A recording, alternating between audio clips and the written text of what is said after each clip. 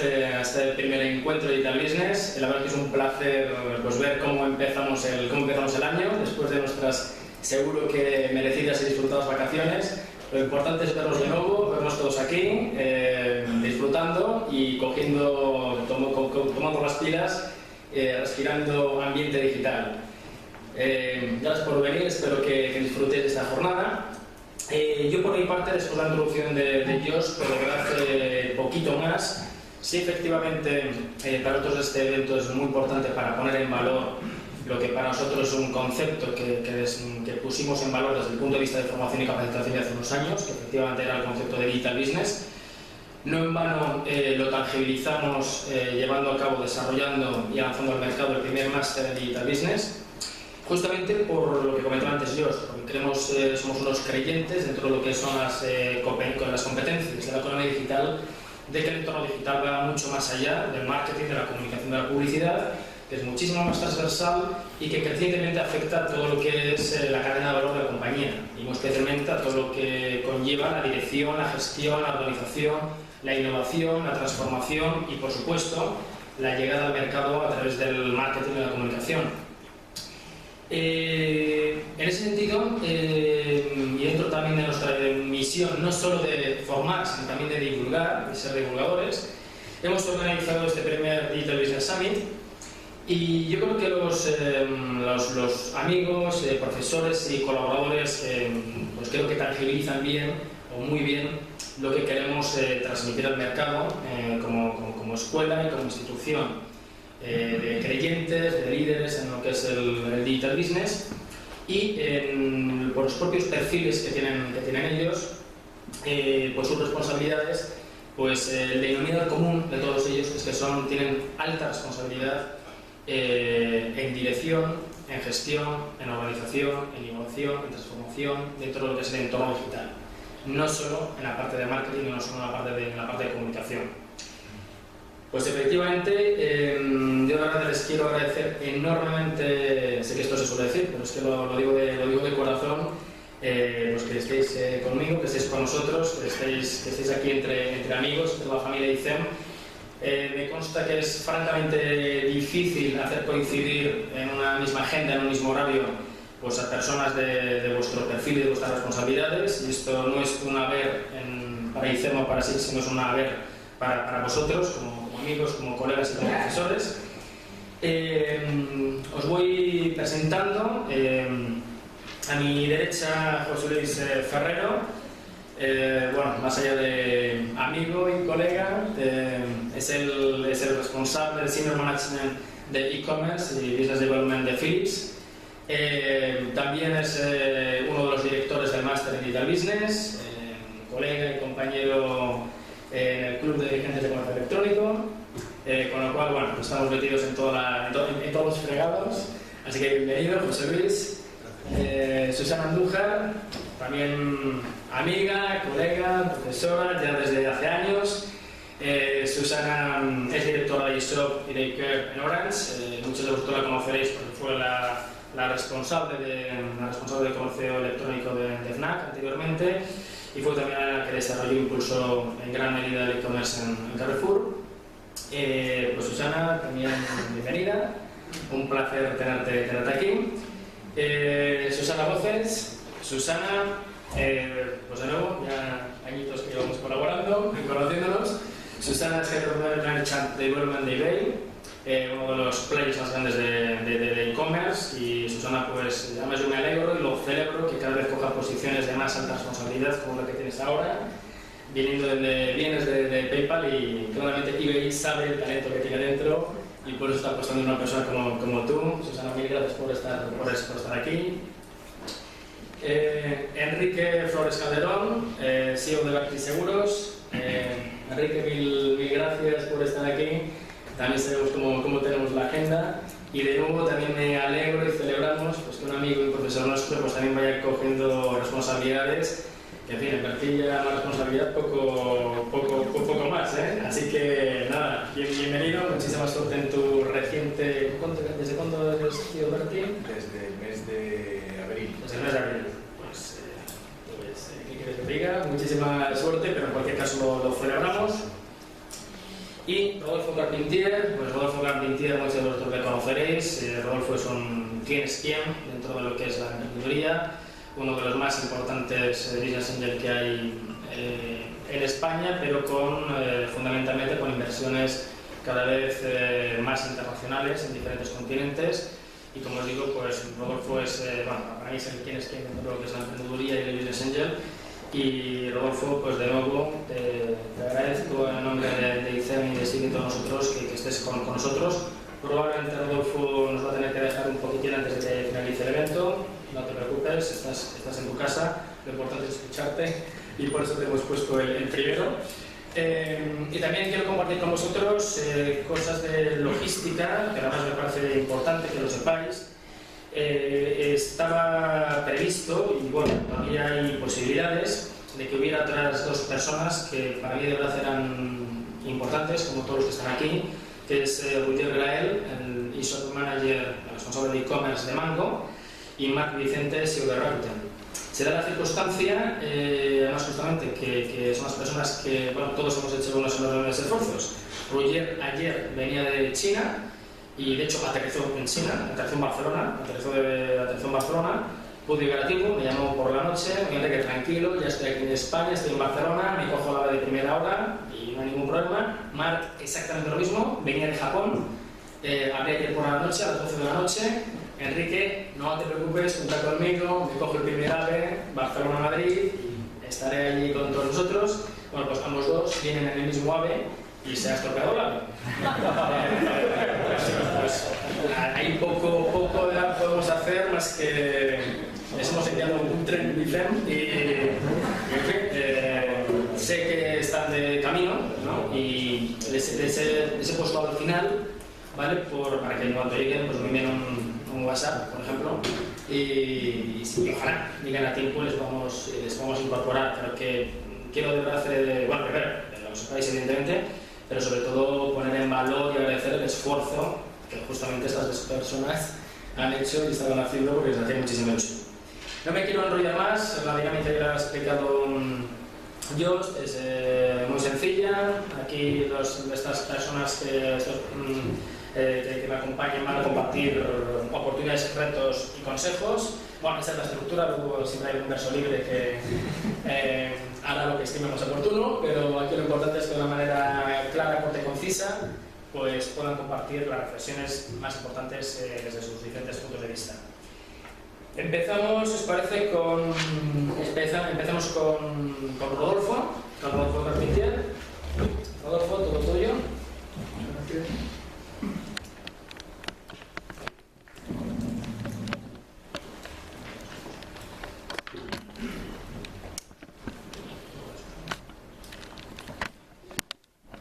Buenos días a todos. Yo no voy a ser tan valiente como Jost y hablar de viva voz porque no tengo su vozarrón.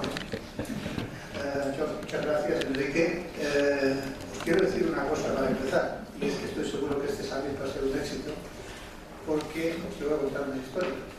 En 1999, en esta misma sala, yo presenté donde comprar lo fusionamos luego con Kelku, y en el 2004 vendimos a Kelku a Yahoo por 475 millones de euros. Bien. Empezó en esta sala. Buen Os deseo el mismo éxito. Fue un talismán. Os deseo el mismo éxito. Bien. Como decía antes Enrique presentándome, soy una persona que llevo en el entorno de Internet desde 1992, o sea, antes de la WW. He invertido en un montón de empresas. En estos momentos, a través de DAD, la empresa que represento, de la que soy presidente, tenemos unos 100 business angels que invierten a través nuestro y con nosotros en empresas de Internet. A nivel mundial. Estamos en España, en Europa, estamos en Latinoamérica desde Chile, estamos en lo que es China, en Shanghái, y en Estados Unidos, en Portland. Es decir, tenemos una dimensión global. Sin embargo, cuando se me ha ocurrido escribir un nuevo libro que se llama Internet puede salvar tu empresa o hundirla, que acaba de salir, no he escrito sobre emprendedores. Y no he escrito sobre emprendedores porque en estos momentos hay un montón de libros de emprendedores y además estamos hablando en España de una situación dramática en lo que es el empleo. Y yo, en el libro, lo que explico es cómo una empresa tradicional, una pyme tradicional, pasa de ser una empresa del siglo XX a ser una empresa del siglo XXI. Y básicamente lo que quiero es explicaros un momento, en un par de palabras, en qué consiste esto de dar el salto al siglo XXI. Hay algo que la gente intenta diferenciar. La gente dice que hay empresas digitales y hay empresas que no lo son. Yo creo que en el futuro todas serán digitales o desaparecerán. Es decir, el entorno digital cada vez pesa más en cualquier cosa que haga una empresa. Y por lo tanto es muy importante entender una cosa que para el entorno de pymes español es clave. Y es que tenemos unas pymes que hay que mejorarlas, hay que cambiarlas por completo, hay que ayudarles a dar el salto al siglo XXI. Y fijaros que hay un tema que para mí es muy importante en el aspecto del empleo. Cuando hablamos de emprendedores, que es algo en lo que estoy constantemente hablando, hablamos de que a lo mejor yendo todo muy bien en los próximos 5 años somos capaces de generar 300.000 puestos de trabajo. No está nada mal y además es interesante porque lógicamente eso crea modelos que la gente quiere seguir y hace que la gente quiera emprender. Eso está muy bien. Pero son 300.000 puestos de trabajo en un entorno de casi 5 millones de falta de puestos de trabajo, pues no parece que eso nos vaya a ayudar demasiado. En cambio, tenemos algo así como 1,5 millones de pymes en España, de las cuales si somos capaces de que un tercio de ellas, medio millón, se conviertan en empresas del siglo XXI, sean digitales y realmente entiendan cómo empieza a funcionar el mundo del siglo XXI, hay un pool de generación de empleo de entre 2,5 millones y 4 millones de puestos de trabajo, sobre todo para la gente joven. Es decir, en estos momentos, en la historia del libro lo que hago es contar un cambio de tercio, es decir, una sociedad que lleva 4 o 5 generaciones y que en la generación actual el hijo es un ingeniero de telecomunicaciones que ha trabajado en una serie de empresas de Internet, conoce un poco el mundo de Internet y llega a su padre con la idea de revolucionar la empresa. Y luego explico cómo paso a paso lo va haciendo. Entonces, el planteamiento es que una empresa de ese estilo, en 3 o 4 años, puede generar fácilmente entre 15 y 30 puestos de trabajo de gente joven. Es decir, la gente que realmente está muy preparada para el mundo digital son los jóvenes que realmente han utilizado Internet desde que han nacido, o los que llevan ya un pocos años, han empezado con 15 o 20 años a manejar Internet y llevan 15 años usando. Creo que es muy importante que esos jóvenes aprendan que el mundo ha cambiado, que hoy en día ya no existe el empleo para toda la vida, que cada uno de nosotros tiene que ser capaces de manejar su propio talento y de conseguir con ese talento hacer lo que le gusta, y que por lo tanto hay una capacidad de generación de puestos de autoempleo inacabable si somos capaces de tenerlo en cuenta. Y lo que os quiero explicar en 3 palabras es un poco cómo se hace esto y por qué realmente cualquier empresa puede hacerlo. En primer lugar, ¿qué es el primer paso que tenemos que dar en una empresa tradicional? Una pyme. Lo primero que tenemos que hacer es digitalizarla, informatizarla, hacer que sea eficaz. Es decir, hay que intentar que las pymes estén más al día. No puedes entrar en una pyme y ver que los ordenadores que tienen son de hace 12 años y que lo único que tienen es la versión 1 de Word, que con eso manejan su informática. Es decir, hay que dar un salto en la informática interna, hay que tener sistemas de gestión eficaces que hoy en día, a través de las ofertas que hay desde la nube, se pueden hacer por cualquier empresa. Es decir, antes una empresa pequeña no se podía permitir implantar un ERP o un sistema de gestión integral complejo. Hoy en día es sencillísimo, se puede contratar online, se puede hacer por puesto de trabajo. Es decir, cualquier empresa hoy pequeña es capaz de desarrollar un entorno de gestión eficaz similar al que tiene una gran empresa muy bien organizada. Y eso es el primer paso, porque salir a Internet con un caos interno no sirve de gran cosa, amplía el caos.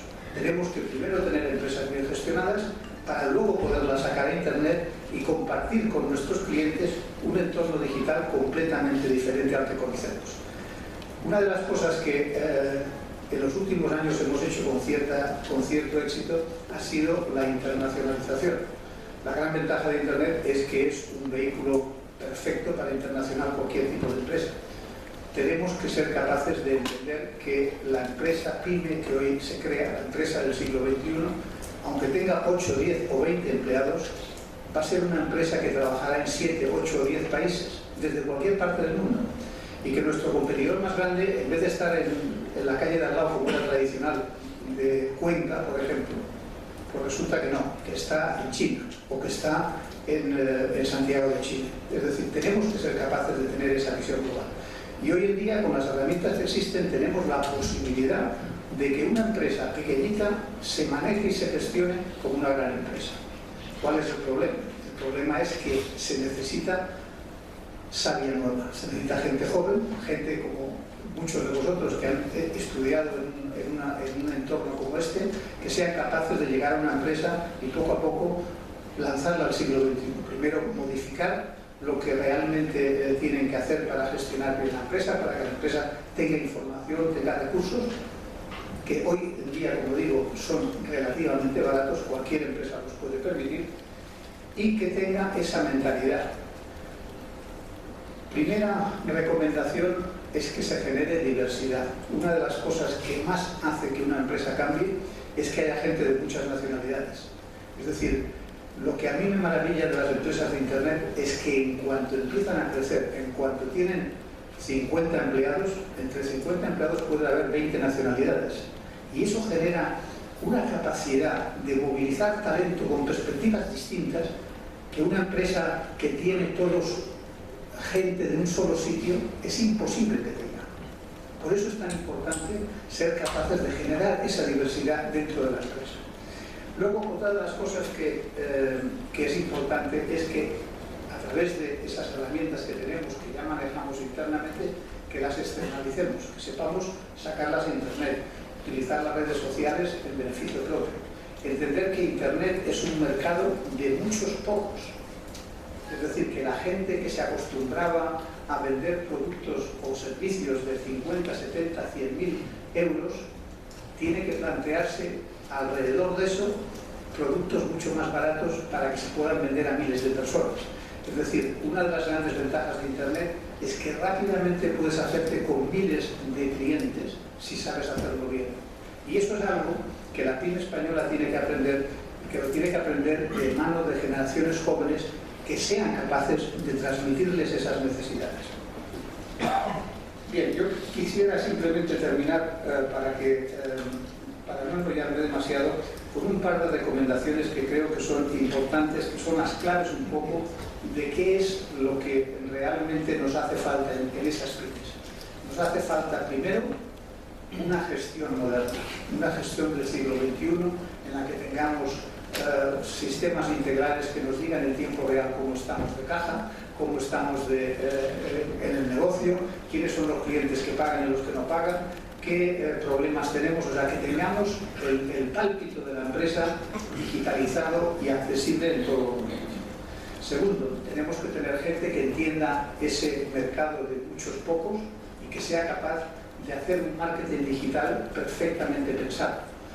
El otro día estábamos viendo en una de las empresas del grupo, imagino que todos sabéis lo que es una landing page, una página de acceso a Internet para conseguir una cosa. La comparativa que hacía un americano, que me gustó mucho, que yo juego al golf, es que el landing page es como el green cuando juegas al golf, ¿no? Te aproximas al hoyo y estás en el green, en la parte verde, donde tienes que patear para meter la bolita. Bueno, pues la diferencia de los buenos jugadores y los malos jugadores es que los buenos jugadores la meten a la primera o como mucho a la segunda, y los malos a lo mejor dentro del propio green tienen que dar 6 o 7 veces hasta que la meten. Bueno, pues landing page pasa exactamente lo mismo. O sea, nosotros hemos hecho recientemente un trabajo en una de las empresas en las que teníamos un coste de captación de cliente de 46 euros. Y mejorando el landing page lo hemos bajado a 6. ¿Os dais cuenta de lo que significa eso? Simplemente con el trabajo de realmente entender cómo funciona una landing page. Otra de las cosas importantes es que les manden. Quieren un jefe que les motive. Y por lo tanto, tenemos que ser capaces de crear esa motivación a nuestro alrededor. Es importante entender la gestión del talento. Cada vez más la gente tiene talentos que no tienen que ver con su propia profesión, pero que son muy útiles a la empresa. Y por último, yo creo que algo que tenemos todos que aprender es que cada vez es más importante generar envoltorios digitales que permitan que nuestros productos lleguen al usuario y lo hagan de una forma amena, divertida y accesible. En el libro explico, fijaros que es la historia que surge de este tipo de conversaciones cuando hago y hablo del siglo XXI, de la era digital, de la era de la atención, siempre sube alguien a decirme, oye, todo eso está muy bien, pero yo que tengo una fabriqueta en Reus, a mí eso ¿cómo me afecta? Entonces el libro está escrito para el de la fabriqueta de Reus, en este caso para un fabricante de marcos para cuadros en Cuenca. O sea, más físico que eso, hay poco. Bueno, pues a lo largo del libro lo que explico es cómo se genera un envoltorio digital de una cosa que no parece divertida, pero con imaginación se puede hacer muy divertida. Muchas gracias.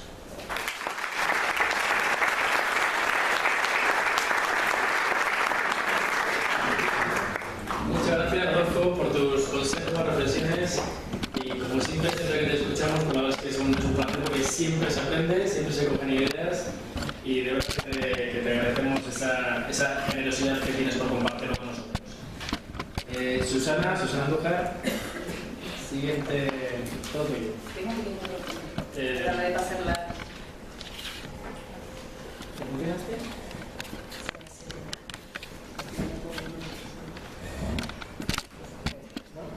Bueno, buenos días a todos. Gracias, Enrique. Gracias a Dios por invitarme.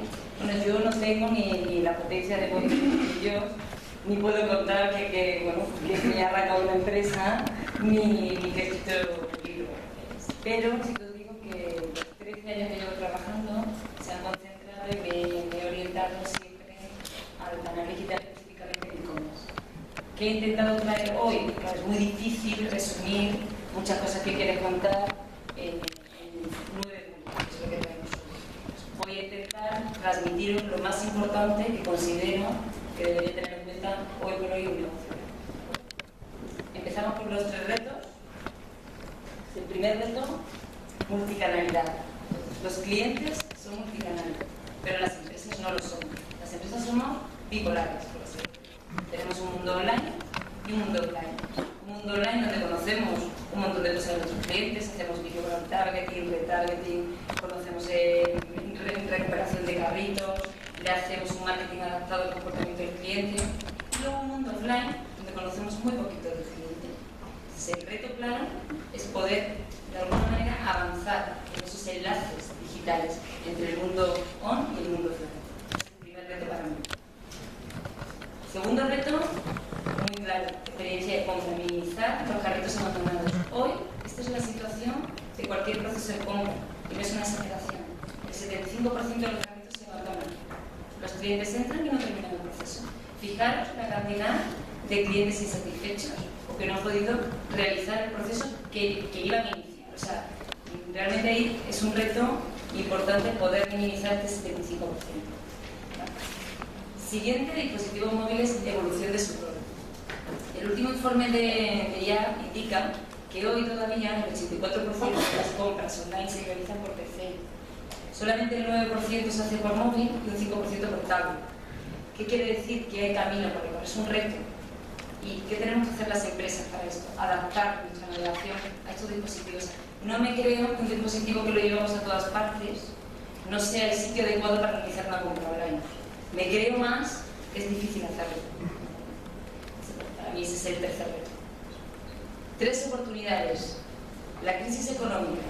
En momentos de crisis, suena un poco raro, pero es cierto, en momentos de crisis los consumidores buscamos fórmulas más económicas para consumir. Entonces aquí surgen, en torno a la crisis económica, surgen diferentes posibilidades. Se han nacido diferentes negocios, tipo sharing, de compartir el coche para ir a trabajar, para ir de viaje, compartir la casa de vacaciones. Se incorporan nuevas categorías de segunda mano,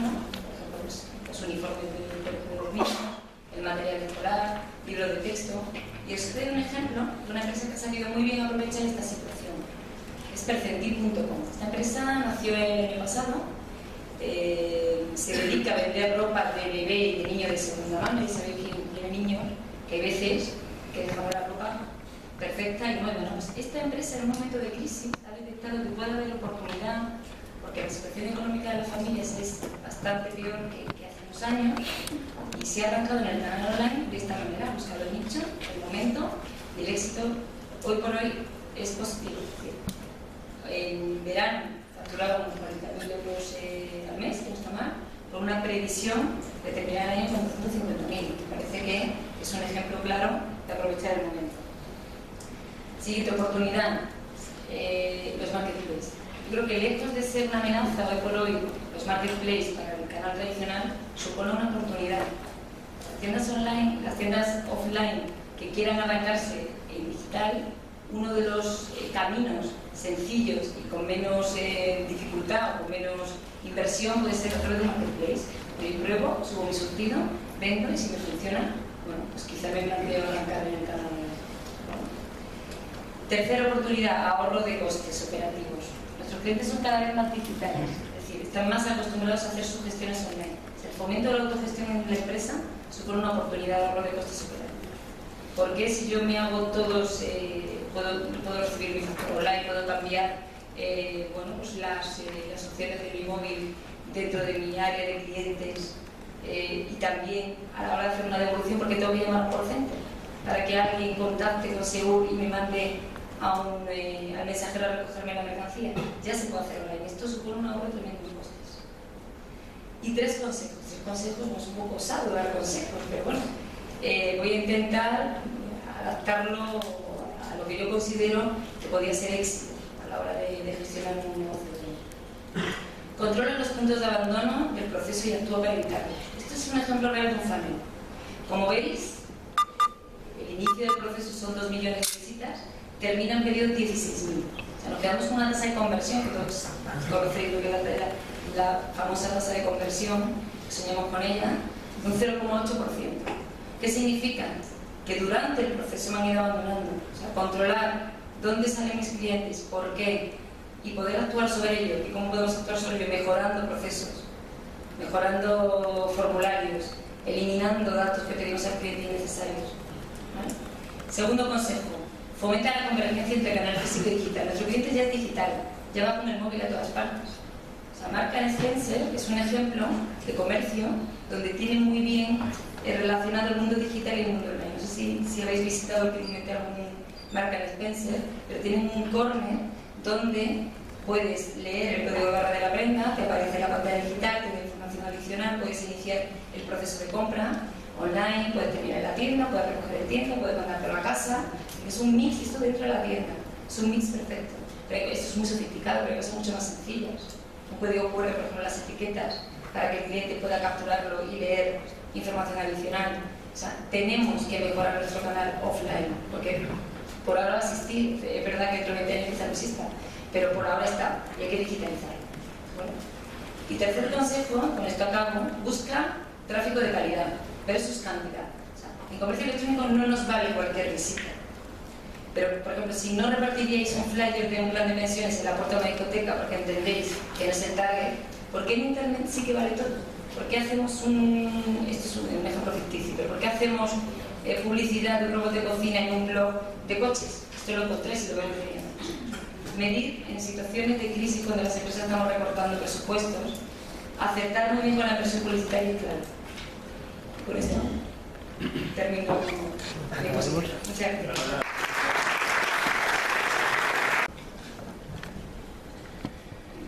Bueno, yo, Enrique, muchísimas gracias por la invitación.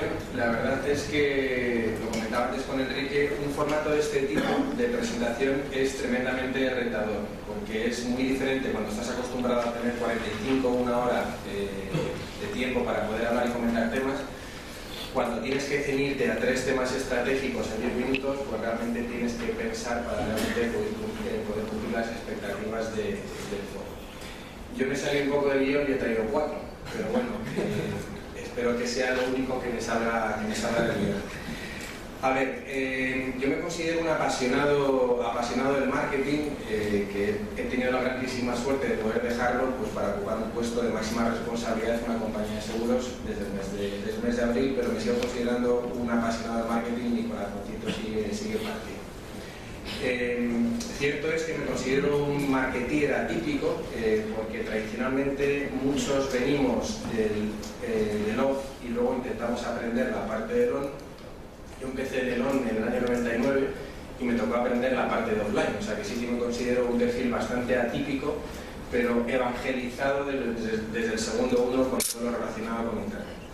Entonces, lo que he querido compartir con vosotros, que insisto, ha sido tremendamente complejo, han sido 4 puntos estratégicos reales que nosotros nos estamos planteando ahora mismo en Verti, y donde tenemos equipos dedicados a intentar entender cómo tiene que evolucionar la compañía cumpliendo estos 4 puntos estratégicos donde sí o sí tienen que ser una realidad para la compañía. O sea, nosotros ya no nos planteamos Internet sí, Internet no, o sea, Internet sí, porque en caso de que no lo sea, Verti no tiene futuro.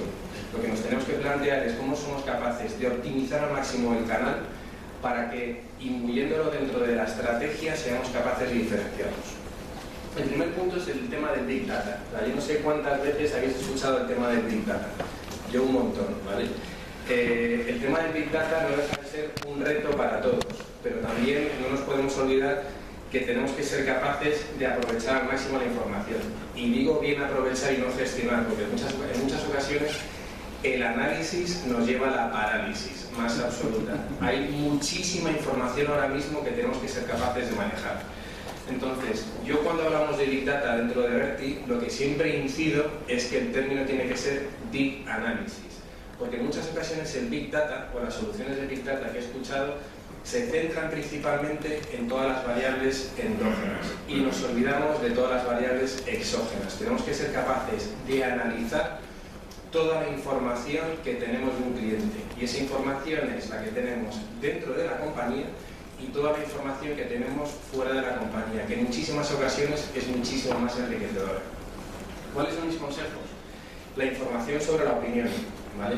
Ya no vale eso de creo que o me han contado que, o sea, no hace falta ni que te cuenten, ni que escuches, ni que leas. Tienes que analizar la información. Tienes toda la información posible de prospectos y clientes para poder realmente optimizar tu canal. Los analistas son un pilar básico. El analista no es el que te hace una hoja de cálculo preciosa con unos colores maravillosos que te la entrega, que luego tú tienes que analizar. El analista es aquel que te da posiblemente no una hoja de cálculo, sino un documento con los puntos de mejora en base a una información relacional. Y luego yo soy un firme defensor del concepto de equivócate rápido y barato. ¿Vale? Ese yo creo que es lo mejor que podemos tener las organizaciones, y para eso es tremendamente importante el analizar la información, hacer prototipos, testar.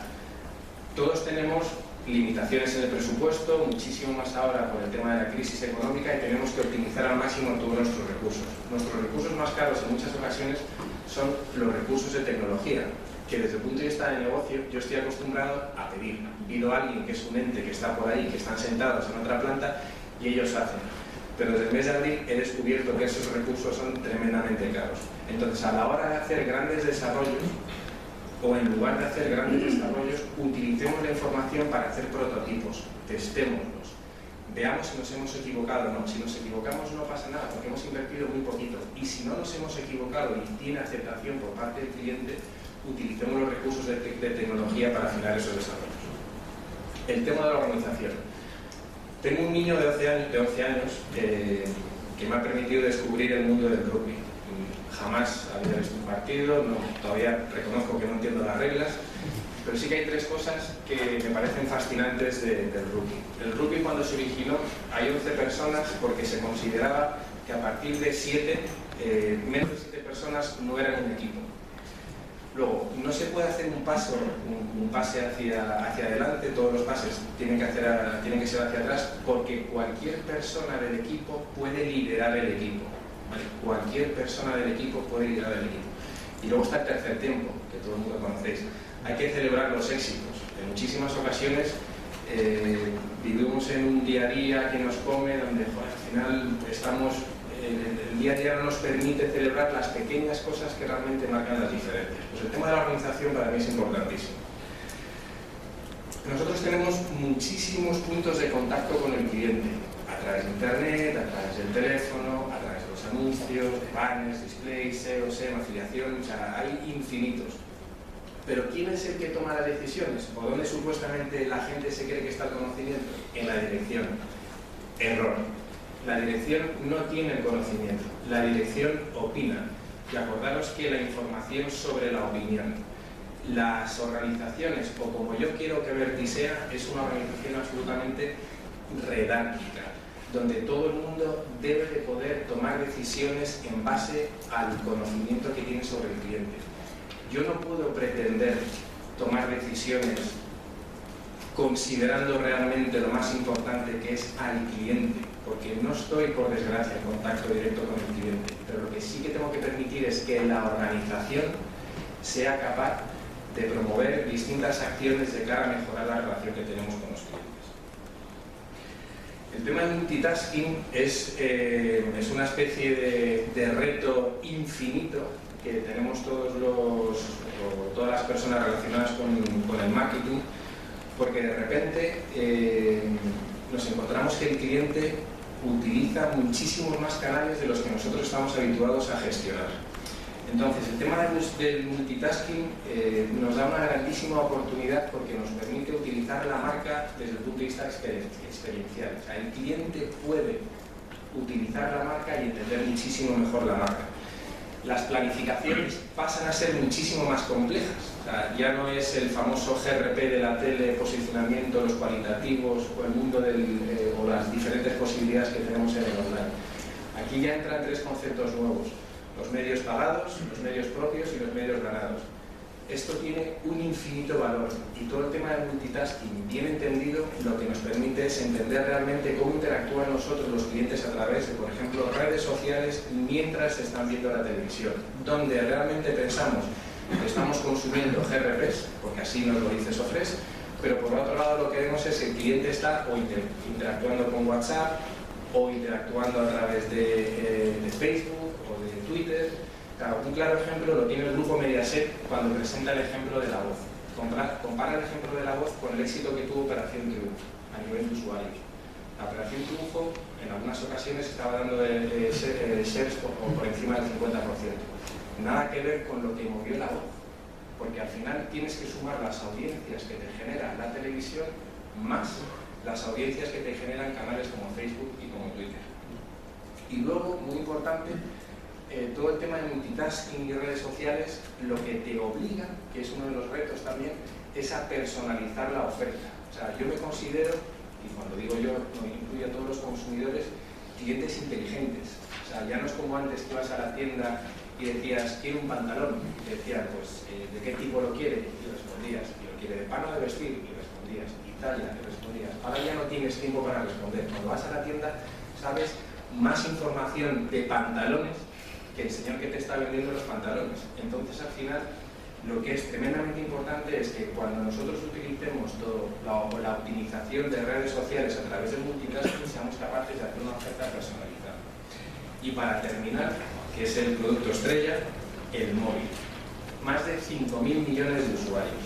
A ver, a mí me hace mucha gracia porque cuando hacía planificaciones de móvil en la parte de enlaces patrocinados o de la parte de SEM, el móvil era lo que quedaba al final y decías, bueno, pues lo que sobra lo metes ahí y bueno, llevabas una landing page o al final metías un teléfono para que el cliente te llamara y decías, claro, luego lo piensas y dices, pues un tío que realmente es un usuario avanzado que está navegando por internet a través del móvil, lo estoy mandando al teléfono.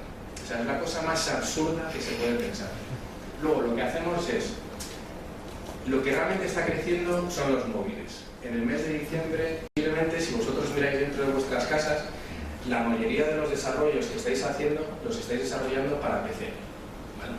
Y posiblemente haya alguno de vosotros pues, que estéis planteando soluciones como Responsive para hacer adaptaciones del PC al móvil.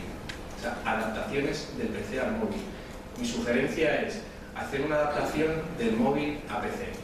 Y cuando vayáis a pensar en productos, en servicios, en mejoras en vuestros funnels, con vuestros procesos de Word and Buy, pensarlos ya para el móvil. O sea, el móvil es la realidad y lo que tenemos que ser capaces es de hacer adaptaciones desde el móvil al PC. Y para terminar, simplemente los 4 conceptos. Infoanálisis, ojo con el tema del Big Data que nos puede paralizar, la organización, el tema de multitasking y como producto estrella, sin ninguna duda, el tema del móvil. Muchísimas gracias.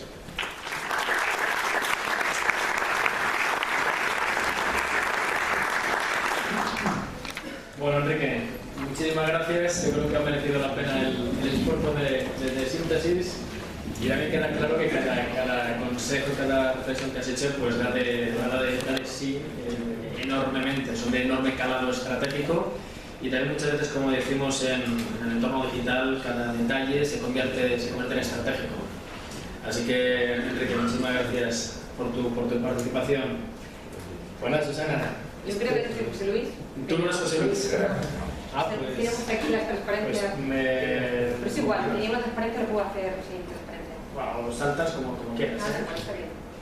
Bueno, queda claro que no es José Luis, ¿no? Susana no me.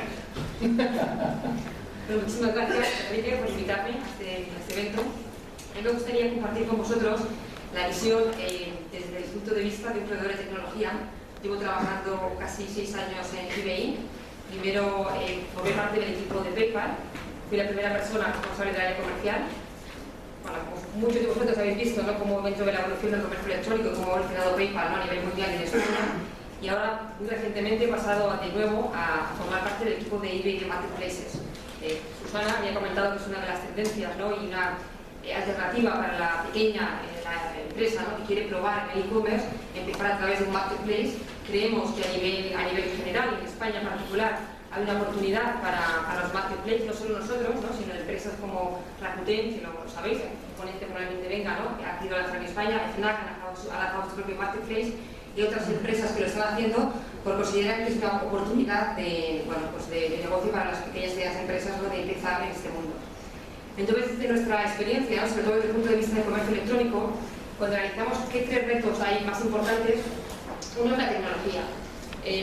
Nosotros, los consumidores, queremos cambiar la forma en que buscamos los productos, compramos, incluso la forma en que pagamos los productos.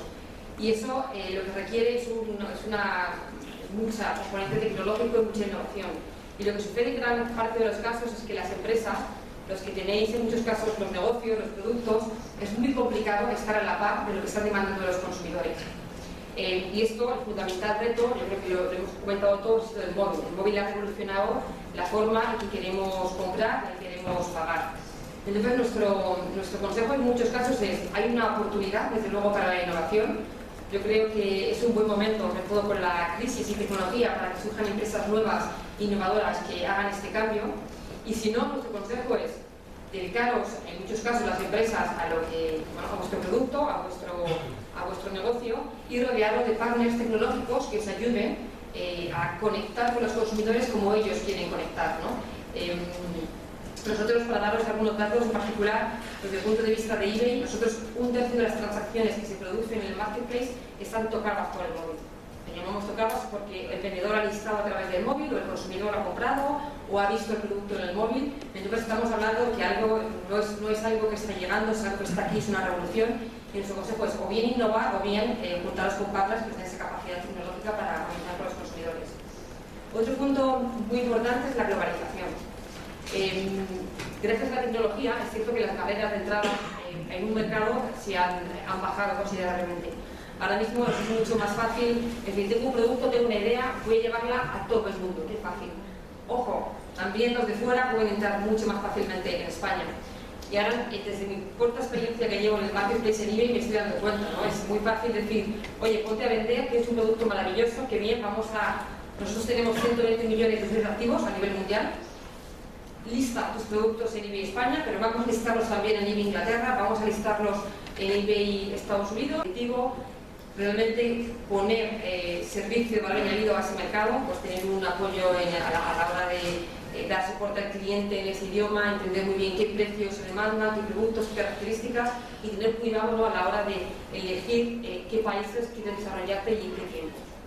Y por último, otro de los puntos que se ha hablado es el Big Data. Para nosotros es un gran reto, ¿no? Es decir, estamos en el mundo digital, tenemos mucha información, pero ¿cómo la utilizamos? Es muy importante que esa información se transforme en decisiones que mejoren la experiencia de compra y de pago de los consumidores. Y aquí os doy un dato importante de PayPal. Nosotros, desde el punto de vista de eBay, en concreto de PayPal, hemos dicho el problema no es muchas veces el pago en sí, es la experiencia cuando voy a la tienda, en el mundo físico, y voy a pagar.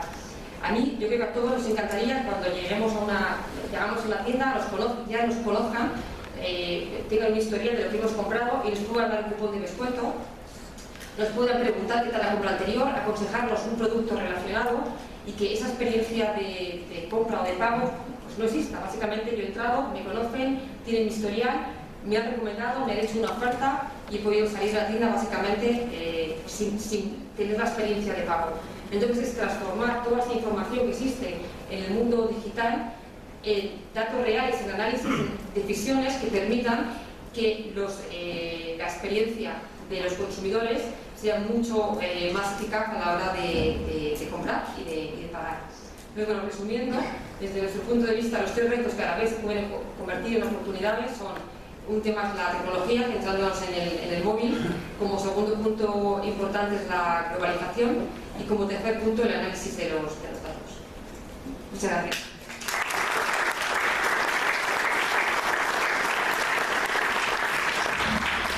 Muchas gracias, Susana. Fantástico como siempre, da gusto escucharte. Bueno, también compartir con vosotros que hice el Summit, somos Trending Topic en Madrid, gracias a todos vosotros y a todos los asistentes, lo cual siempre está alegra el día. Y nada, pasamos, bueno, estoy en comunicación constante, si me veis aquí toquitear, no es por falta de atención a las cosas tan interesantes que estamos compartiendo, si lo estamos hablando con Roger y con Marc, que a lo mejor hay suerte y pueden llegar. José Luis, muy bien, todo tuyo. La verdad es que me encanta estar aquí, sobre todo por vosotros y por el título Digital Business. Ha habido muchos eventos sobre marketing, sobre comercio electrónico, pero ya era el momento de asumir y de enfocar realmente desde todos los puntos de vista. El punto de vista que os voy a aportar yo está basado en mi experiencia con el retail, con la distribución, con las marcas, de 18 años y por suerte los últimos 4, y en parte gracias a ICEN también, en la parte digital. Al final, la economía digital es en esencia economía, con tecnología.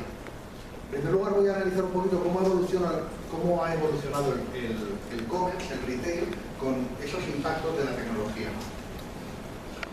Porque los cambios tecnológicos son los que realmente han provocado un cambio en la manera de vender, en la manera de hacer negocio, en la manera en la que los consumidores han accedido a los productos. ¿Cuál ha sido esa evolución? Pues al principio no había e-commerce. Las personas creaban, cazaban su comida, cultivaban y compartían en familia. Y no había realmente e-commerce. Y cuando necesitaban otro producto, pues muchas veces luchaban por él. Y agredían e invadían otros territorios. Luego empezó, es la foto del rostro de Madrid, luego empezó la venta ambulante. Ahí la tecnología lo que aportó fue medios de comunicación, carteles básicos, exposición en punto de venta. Todo esto fue funcionando bien. Empezaron otros medios escritos como la prensa y facilitaron que podíamos comunicar que había una tienda que podía dar un buen servicio, buen producto, buen precio al consumidor final. Luego esas tiendas se fueron agrupando y surgieron los centros comerciales, como el de la Vaguada que veía antes años. Y la televisión nos ayudó a comunicar a toda la población que había en ese radio, que ya se podía mover, que ya se podía transportar con transporte público o con coche, que había un sitio donde encontraba más variedad, mejor atención y realmente marcas o productos que no podía encontrar cerca de su casa y no podía cultivar tampoco ni podía ya invadir al vecino. Y de repente empieza Internet, la tecnología, y ya el centro comercial pasa a estar en la red. Ya empezamos a hacer televenta, ya empezamos a hacer venta por catálogo, empiezan a surgir pure players, empiezan a haber asociaciones de marca como la Mercedes-Benz Fashion Week con eBay, o el marketplace de Japón, de Rakuten, que empieza a venir a Europa. Entonces, al final, toda esa tecnología ha cambiado la manera de que hemos hecho retail y la manera en que el consumidor ha comprado. Y ahora, dentro del digital, también nos encontramos con los 4 perfiles. El centro comercial de la Vaguada ahora se llama eBay. La tienda de barrio, pues se llama la tienda de barrio, es la misma, esos mismos señores, pero que han abierto una tienda en Internet. O la casa de cuadros de Cuenca que hablábamos antes, que por cierto me he comprado el libro a través del smartphone en 4 clics. ¿Hay alguien más que se haya comprado como yo? Eso está bien, ¿eh? ¿Hay alguien más en la sala que no le dé vergüenza decirlo? Pues fíjate, somos 2, 3, 4. ¿Es que? ¿4? 4. No está nada mal. Tienes que orientarse.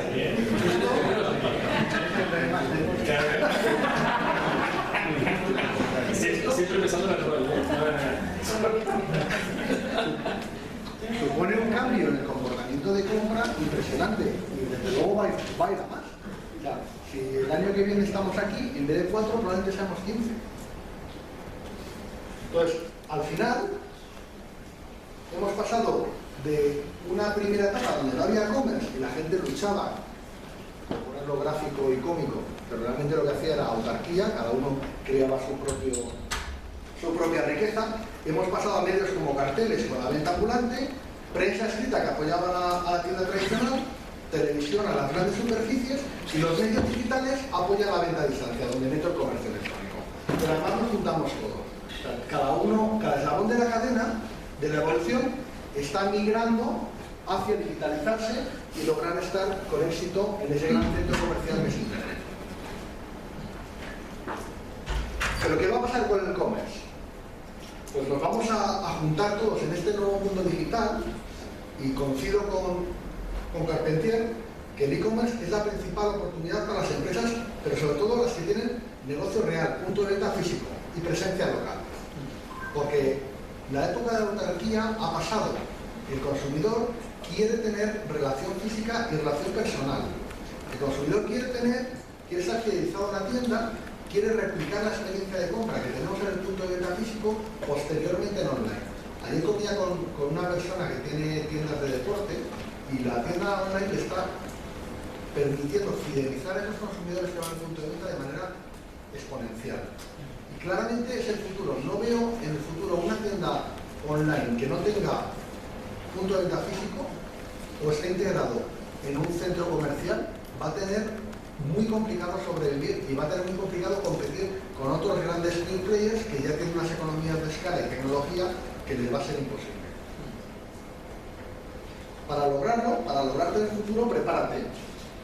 Prepárate pensando, me ha encantado muchísimo el análisis de que no es lo mismo opinión que información y lamentablemente en nuestro día a día trabajamos mucho con opiniones propias y ajenas. Ve donde te quiere encontrar tu cliente, ve a los marketplaces, están empezando pero claramente van a ser la oportunidad para muchas pequeñas tiendas que no tienen capacidad de lograr esas visitas cualitativas. Incorpora talento formado, que trabaje en equipo con las personas que saben de tu negocio. Hay que mezclar los perfiles analógicos que conocen el negocio de hoy con los perfiles digitales que conocen el negocio de mañana o conocen la oportunidad de mañana. Como conclusión, después de esta introducción de la evolución del comercio, los 3 retos, para mí, el primero es mantener tu negocio. O sea, el primero es tener futuro. Porque hay muchísimas posibilidades que si no tomas acción hoy, es muy posible que no tengas un negocio mañana. Mañana puede ser 3 años, 5 años. Segundo, ver el bosque detrás del árbol. El corto plazo nos impide ver muchas veces lo que viene. Y empezamos a cazar moscas en nuestro negocio y no nos centramos en el tren que nos está viniendo y nos va a atropellar. Y luego, tercero, y para mí el más clave si eres un retailer con puntos de venta físico, no recortar el proceso es clave. Pensaba que era mal. No recortar en procesos clave. O sea, no podemos recortar en atención al consumidor final. Es un craso error. Muchas empresas, para abaratar costes, lo que hacen es mantener localizaciones y bajar remuneraciones al personal del punto de venta, que claramente es lo que va a permitir fidelizar al consumidor. Le estás allanando el camino a que los pure players que no tienen la fortaleza del punto de venta físico realmente fidelizan a tu consumidor, a tu cliente. Las tres oportunidades. Pues la primera, el mercado está lleno de opciones. O sea, puedes hacer cualquier cosa, casi. Plantéate qué quieres hacer, cómo te ves tu compañía dentro de 3 años y empieza a tomar acción. Digitaliza los puntos de venta físicos. O sea, hace un par de años hablábamos mucho del efecto robo. El consumidor que hacía la búsqueda del producto online y que luego iba al punto de venta físico a comprarlo. Ahora la tendencia se ha invertido con el showrooming y el consumidor, que sabe más que el propio fabricante o que el propio distribuidor casi, lo que hace es ir al punto de venta físico, mirar, tocar el producto y luego comprarlo en internet. Esa tendencia del showrooming hay que frenarla para los puntos de venta físicos. Tienen que tener, por ejemplo, vendedores que tengan acceso al on-pay, que puedan prescribir al consumidor y ayudarle a dirigir la venta a otros productos que tenga el punto de venta. Eso en ropa Zara lo está empezando a hacer y con buenos resultados.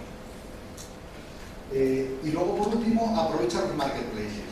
O sea, realmente te puedes poner a hacer campañas de SEM en Google pagando muchísimo dinero con resultados relativos, cuando puedes integrarte de manera muy eficaz y muy rentable en un marketplace como eBay o Rakuten y tener esas mismas visitas de calidad a un menor coste.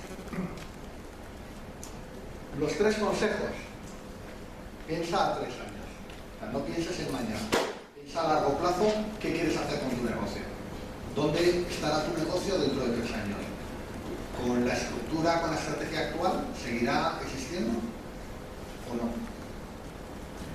Y aunque pienses a 3 años, toma acción hoy mismo, basado en ese escenario, no en el de hoy, no en el de esa tarde. Toma acción ya, porque mañana no será tarde, pero habrás perdido un día. Y habrá otras personas que ya te llevarán ese día de ventaja. Y por último, y más importante, escucha el mercado. Y el mercado lo formamos los consumidores, la competencia, los fabricantes, otros retailers. Estate escuchando y estate preparado para ese análisis a 3 años, revisarlo periódicamente. Gracias y nos vemos en la economía. Una pregunta para cualquiera de ellos. Sí, en general, ¿qué recomendación o alternativa para quien quiera promocionar más bien servicios que productos físicos, ¿no? Hay marketplaces de eBay, encantado para vender lo que sea físico, pero ¿y los servicios por dónde? ¿Cómo? Cada vez hay más marketplaces de servicios, ¿no? Sí. Existen ya un montón de ellos. Puedes ofertar servicios de programación. Por ejemplo, una de las empresas en que participamos, que es Activum.com, que tiene un mercado primero de gente con ideas, es decir, creativos, etcétera, pero está derivando también gente que busca de todo. Entonces son servicios que realmente cada vez se ofertan más por internet. ¿Alguien quiere comentar algo más de servicios? Yo quería saber cuál sería vuestra visión sobre el aprovechamiento de las redes sociales y todo eso. El fenómeno más importante de los últimos años en Internet no es el e-commerce, pero las redes sociales. De manera que cómo el e-commerce aprovechará de este fenómeno. Esa sería mi pregunta. Sí. El reto es para cualquiera. Es difícil el tema e-commerce redes sociales. Uno de los elementos que un cliente dice que no le gusta ver en redes sociales es justamente, todos lo sabéis, publicidad y acceso pues de empresas que le intentan vender un producto. Entonces, hay 2 caminos: o intentan vender un producto haciendo publicidad en su Facebook, o creas un entorno apropiado donde tu marca, asociada al tipo de producto que vendes, da consejos sobre el uso. Por ejemplo, en el tema de las telco, lo acabo de conocer yo muy poquito tiempo, ¿no? Un punto a favor es un producto complicado, que muchas veces requiere de comunidad que te ayude a decidirte. O sea, tener un entorno en redes sociales abierto, con gente experta que conoce el producto, que te puede dar consejos, con la propia comunidad de usuarios que ya utilizan tu servicio, que pueden ayudar a los nuevos, creo que es uno de los caminos de aprovechamiento del e-commerce. No directamente, pero sí indirectamente, y cubriendo una parte muy importante que es la prescripción del producto. Sí, me gustaría añadir algo. Sí. A ver, el tema de las redes sociales, bajo mi punto de vista y la experiencia que tenemos en Verde, a nosotros lo que nos ha obligado es a ser tremendamente humildes. O sea, las redes sociales al final es un fenómeno que, si lo aprovechas bien, te puede dar rédito, pero como no lo entiendas y lo aproveches bien, acaba contigo. Acaba contigo porque al final tiene un concepto implícito que es la inmediatez. Entonces tienes que estar dispuesto a, si te metes en las redes sociales, entender cómo interactuar y sobre todo los tiempos de respuesta tienen que ser los que tienen que ser. Nosotros al final, bueno, al principio de la historia de Berti, cuando llegamos a un acuerdo con uno de los medios con los que trabajamos, pues lo típico, o sea, negociamos la radio, internet más o menos venía con el paquete y te regalaban redes sociales. Y redes sociales, pues bueno, nosotros compramos unas historias que nos habían puesto en la oferta. Y una de las historias era que uno de los presentadores del programa iba a hacer un post dentro de su Facebook publicitando Verde. Y teníamos, pues no sé si era uno a la semana o 10 cada 15 días, no me acuerdo, pero había bastante frecuencia. Hicimos el primero y lo tuvimos que quitar, por el impacto tan negativísimo que tuvo, sobre todo porque el concepto publicitario dentro de las redes sociales, como que no. O sea, o eres capaz de que convivan perfectamente, o al final, vuelvo a lo de antes, estás muerto. ¿Qué nos obligó? Y por eso vuelvo a lo del tema de humildad. O sea, nosotros al principio utilizamos las redes sociales descontextualizándolo desde el punto de vista de la marca. O sea, nosotros somos vendemos un producto asegurador que posiblemente todos vosotros, cuando pensáis en las percepciones que tiene el producto asegurador, ninguna es positiva. O sea, todos, pues al final es caro, son intangibles, cuando tenéis un siniestro vamos a sacar la típica letra pequeña de pues esto justo no te lo cubre. O sea, el tema deseable. Efectivamente. Entonces, lo que nosotros tenemos que hacer es descontextualizar la marca para cuando nos dirigimos a los clientes a través de redes sociales, hacerlo desde el punto de vista de no una aseguradora, pero sí de una marca. Y al final, poco a poco, hemos ido entendiendo, todavía tenemos muchísimo camino que recorrer, pero hemos ido entendiendo cuál es la mejor manera para poder aproximarnos al consumidor a través de las redes sociales. Hola, René John de Advantage. Me gustaría saber cómo lo hacéis con la atribución de la venta, si alguien posiblemente os haya visto por la tele o escuchado la radio, comentada con un amigo de redes sociales, campaña pago por clic y luego un banner y cómo adjudicáis la venta a qué origen. Gran tema. Sí. Sí. Quien quiera. Bueno, pues desde lo más complicado a lo más fácil. Obviamente lo más complicado es adjudicar al cliente que ve un anuncio en la tele y compra publicación. O sea, como no sea en el mismo momento del anuncio que quieras adjudicar las visitas al momento que aparece el anuncio en la tele es muy difícil. Del resto de canales sí que existen reglas, al final todo es una medición técnica para detectar si viene de la visita de SEO, o viene de redes sociales, o viene de retargeting, o has intentado recuperar un carrito. Técnicamente, tenemos un sistema de integración de tal y tú creas como negocio las reglas. Es decir, si quiero dar más peso al SEO, bueno, pues si un visitante ha visitado un banner de retargeting, pero luego ha entrado por SEO, tú creas más o menos las reglas de asignación de la venta. Es muy difícil, es posible que un solo cliente haya pasado por diferentes medios de comunicación. Incluso, otra forma es ponderando cada canal por lo que considera que ha impactado. Eso es un análisis previo que se suele hacer, se acuerdan unas reglas y así eres capaz de medir, eso no es complicado. ¿Algún comentario?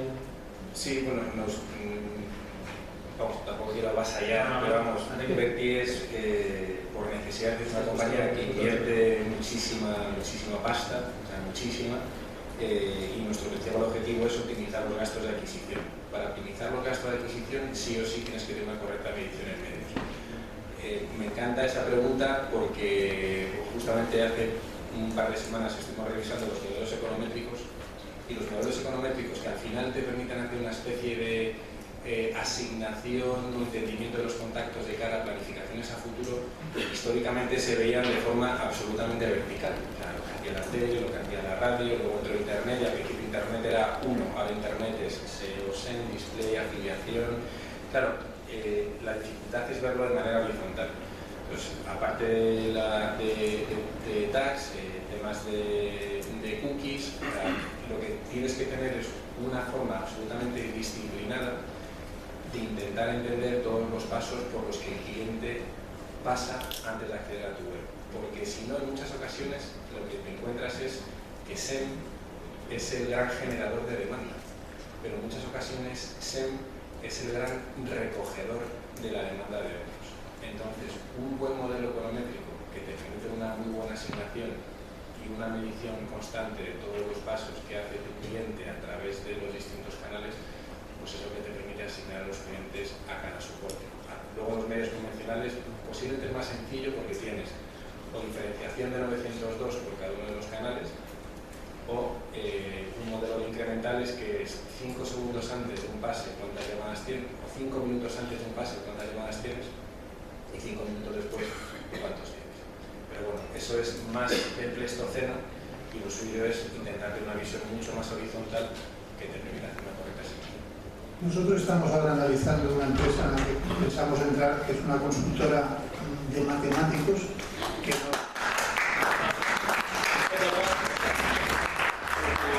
Bienvenido. ¿Qué te llega tarde? Nada. Marc y Roger, vamos. ¿Cómo estás?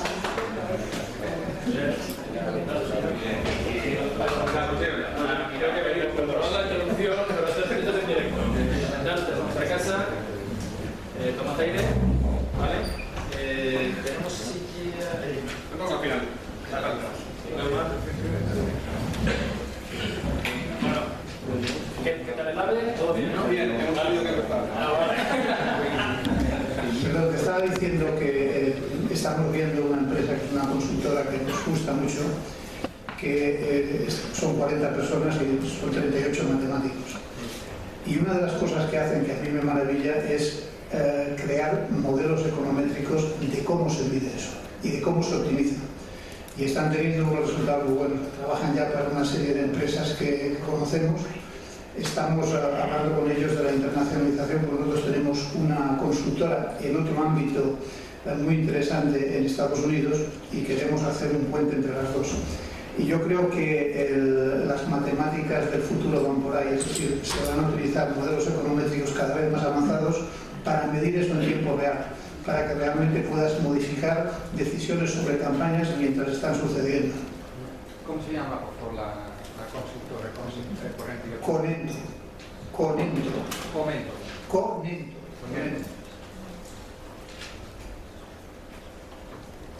¿Algún comentario más al respecto? Es una pregunta para todos. Nada, tú dispara. Desde el área de marketing y publicidad, desde el que yo trabajo, ¿cuál creéis vosotros que sea el gran reto de las agencias de futuro en este entorno digital? Si pudierais pedir una cosa a los Reyes Magos, ¿qué es lo que le pediríais? Es el momento de pedir, ¿eh?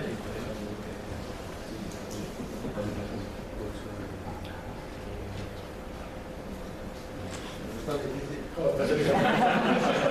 Es que cuando te lo ponen así tan tentador, pues hay que pensarlo muy bien. ¿Qué es lo que echáis de menos? No lo sé. Sí. ¿Cómo creéis que por dónde debe venir los tiempos? Yo creo que el reto para vosotros quizás sea ponerse en el zapato del cliente y entender realmente su negocio.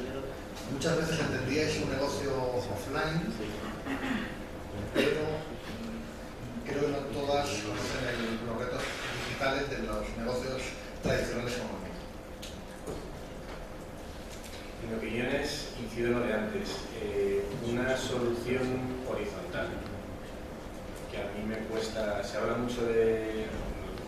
Existe el concepto de 360 grados dentro de las agencias, los planificadores tradicionales o convencionales y online, pero a mí me sigue faltando una visión absolutamente horizontal. Que alguien te haga un planteamiento donde te diga qué impacto puede tener el Zero Voice en las búsquedas de marca en SEM, que al final es el 80% de las búsquedas con el 20% del costo. A mí, yo sé que esos dos elementos están correlacionados, pero la agencia no es capaz de hacer un planteamiento de televisión y SEM. Entonces, una visión horizontal a mí me encantaría verla.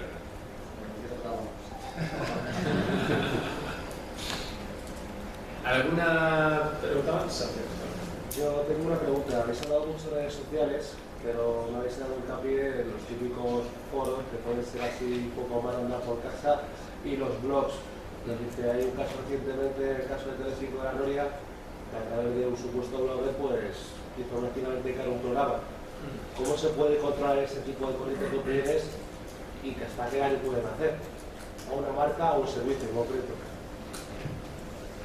Bueno, en mi opinión, el problema no es que efectivamente haya un ataque de tener así por redes sociales por sino es cómo tú eres capaz de reaccionar ante ese ataque. Ya sabéis que en Internet la transparencia, la claridad, ser sensato, saber reaccionar de una manera libre y de acuerdo con lo que el consumidor te está pidiendo es clave.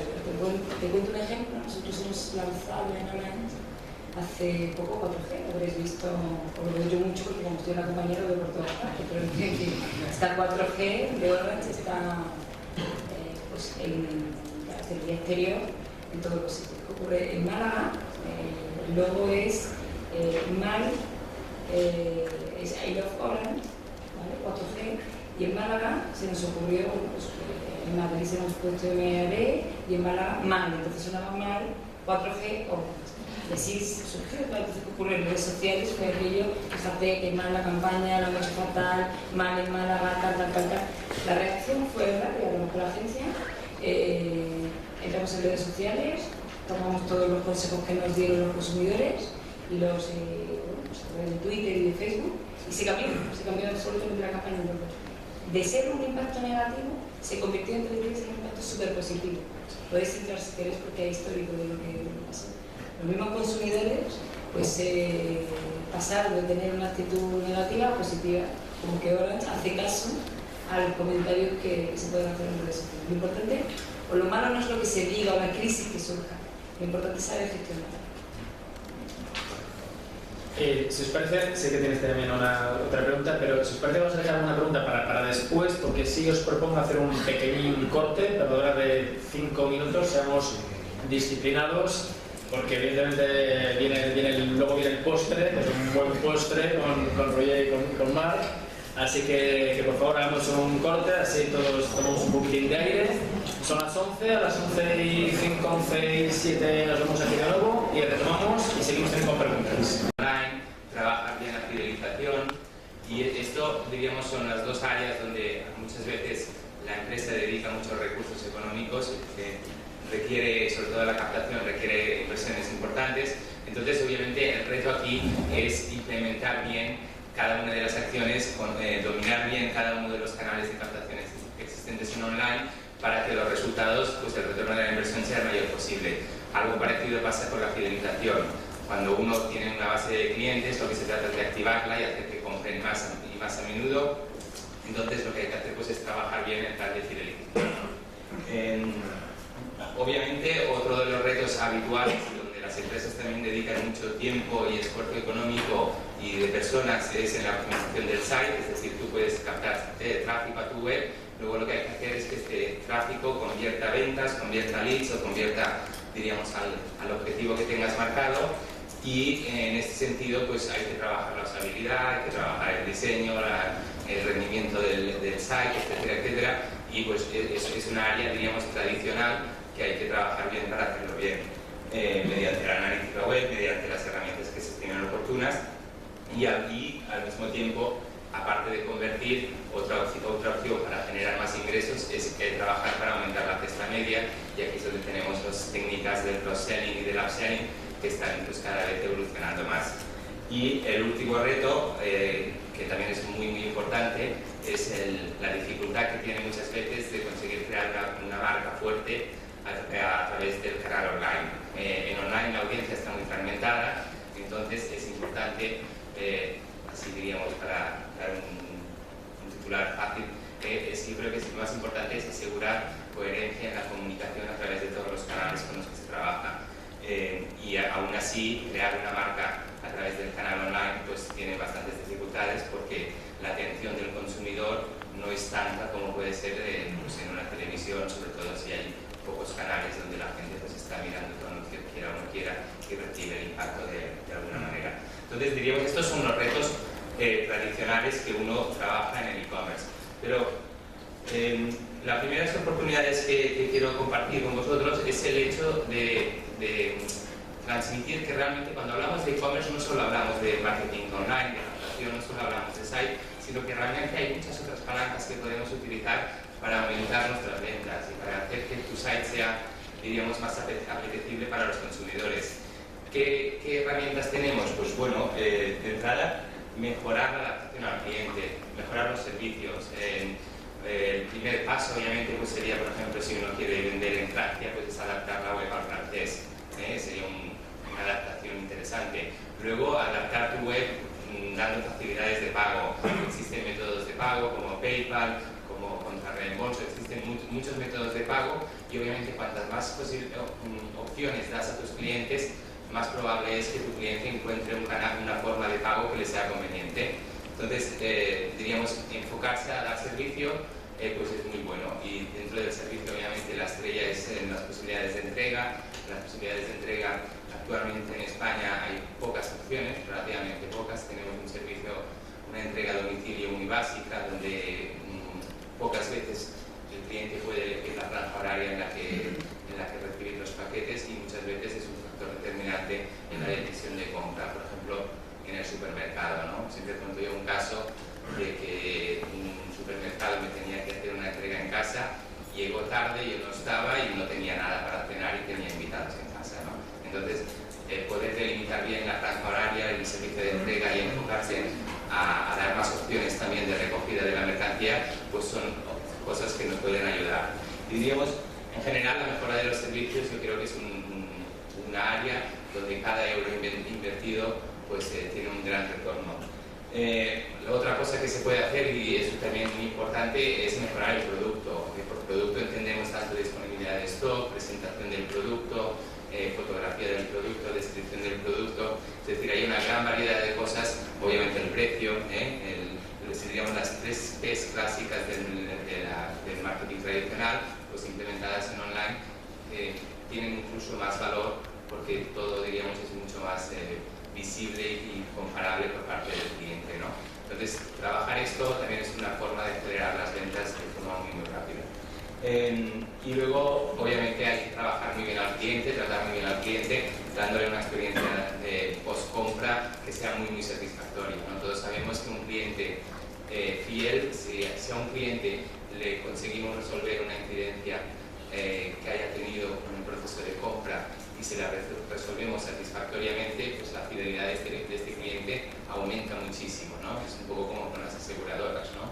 Nadie tiene nunca ningún percance. El día que tienes un percance, si te dan un buen servicio y te pagan lo que consideras justo, seguramente renovarás con esta compañía.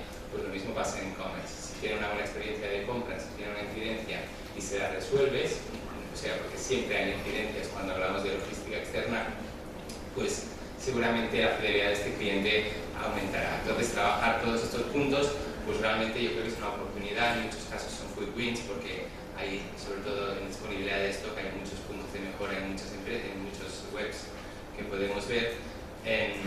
Y entonces, bueno, son 3 puntos de mejora.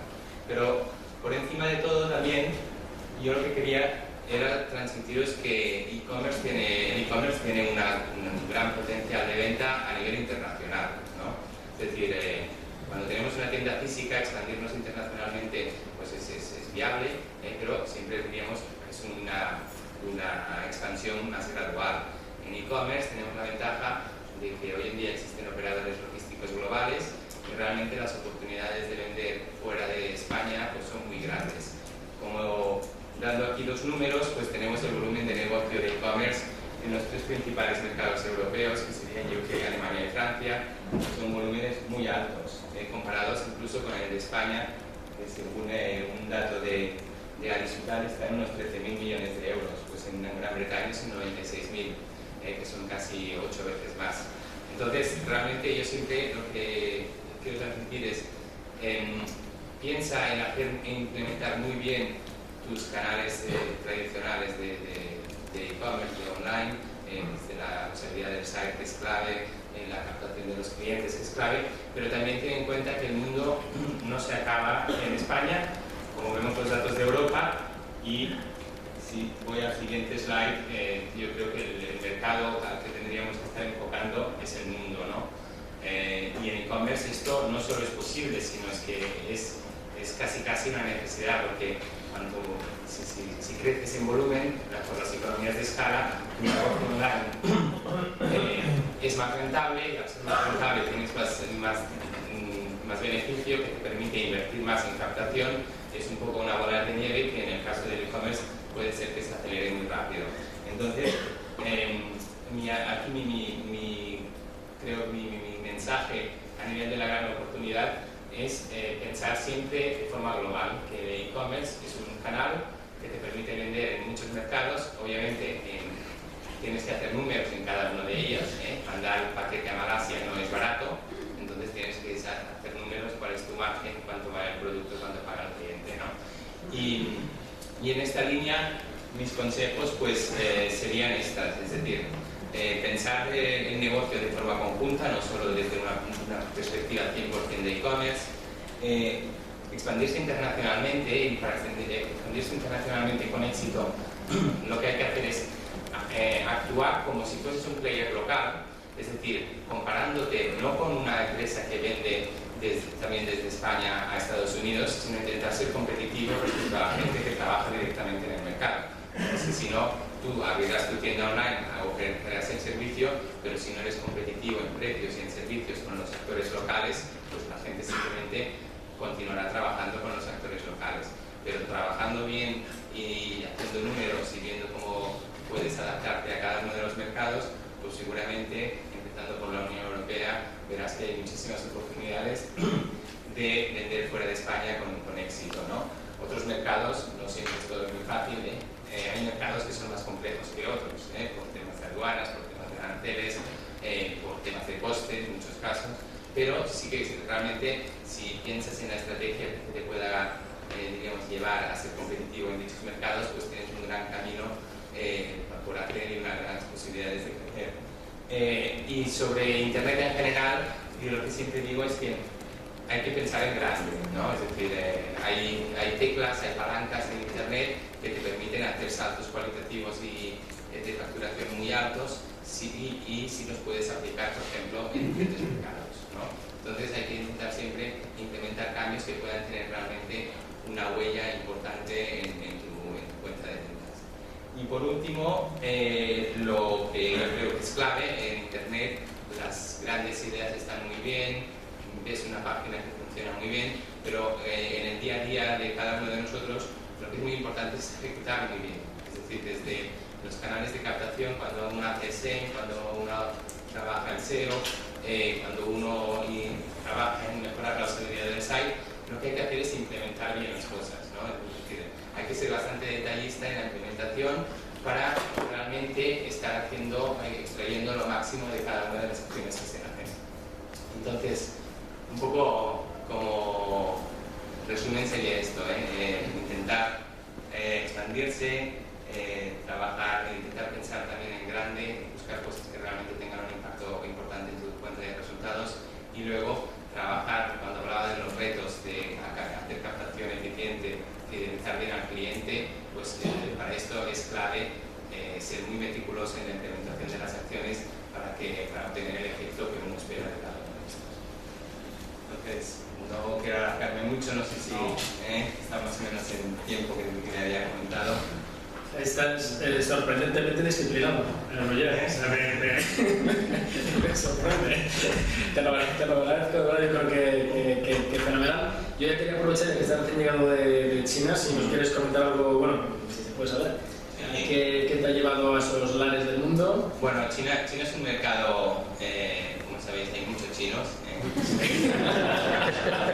Eso es fundamental. Y realmente, bueno, es un mercado de e-commerce muy interesante, ya con un volumen de negocio importante en el mercado, muy centralizado, muy polarizado en un par de actores muy importantes que hay, uno que se llama Taobao, Tmall, que es a nivel grupo Alibaba, es un monstruo que va a acaparar un porcentaje muy importante del e-commerce en China. Pero bueno, el consumidor chino son muchos, tienen una conexión a internet que más o menos funciona decentemente, tienen unos costes operacionales si estás en el mercado muy bajos, porque digamos el chino es un personaje que operacionalmente cobra poco, en China sí. Y entonces realmente eso es una gran oportunidad. Yo creo que China es un mercado de oportunidades muy fuertes para el e-commerce. El mercado, hay usuarios, es el número 1 del mundo, en facturación lo será, no sé si lo será este año o el año que viene, superando a Estados Unidos. No es especialmente competitivo como Japón, por ejemplo. Japón es un mercado también muy interesante sobre el papel, pero a nivel práctico es muy competitivo de destacar ahí porque hay muchos actores locales muy fuertes y el coste de transporte de mano de obra es carísimo. Entonces, hombre, yo creo que si alguien tiene un producto, yo creo que China es un buen mercado para venderlo. Hay que conocer un poco el mercado porque tampoco es fácil, no hay nada fácil en este mundo. Pero bueno, es un mercado donde existe pues, este partner que es Tmall, que además es un marketplace, con lo cual es fácil integrarse con él y obtener una gran cantidad de tráfico, aunque sea a partir de un tercero. Normalmente cuando hablamos de expansión internacional suele haber dos modelos tradicionales. Obviamente el primer modelo, que es a priori más interesante para la empresa, es trabajar directamente, vender directamente desde tu site al mercado en cuestión, lo cual está bien, pero a veces no obtienes una gran cantidad de tráfico, solo llegar. Y lo otro es asociarse a través de marketplaces como pueden ser Amazon, Tmall, Reddit en China y otros, algunos otros que existen ahora también existen en Malasia y estos países. Entonces hay partners locales con los que si tienes una buena estructura y un buen producto pues puedes llegar a acuerdos interesantes y que te generan un volumen de negocio que viene muy bien, ¿no? Y sí, bueno, yo creo que es importante, este mercado es bueno, y aprovechando también quizá solo una pincelada, hay también otros grandes mercados en e-commerce. Europa continental tiene unos volúmenes de facturación muy altos, pero una tasa de crecimiento relativamente más baja que otros mercados. Europa del Este, empezando por Rusia, Polonia y todos estos mercados, son mercados con un fuerte crecimiento de e-commerce, con mucha menos competencia que Inglaterra, por ejemplo, aunque Inglaterra también obviamente es un gran mercado. Entonces, bueno, son mercados donde uno puede ir, puede intentar ver, en el que, como siempre digo, hay que hacer números, porque las palabras se las lleva el viento y los números es realmente lo que cuenta. Pero bueno, que hay mercados con fuerte crecimiento, con menos competencia, y que es muy importante, yo creo que es interesante pues estar ahí lo antes posible para tener una parte del pastel de e-commerce que existe en el mercado y aprovechar el crecimiento de dichos mercados.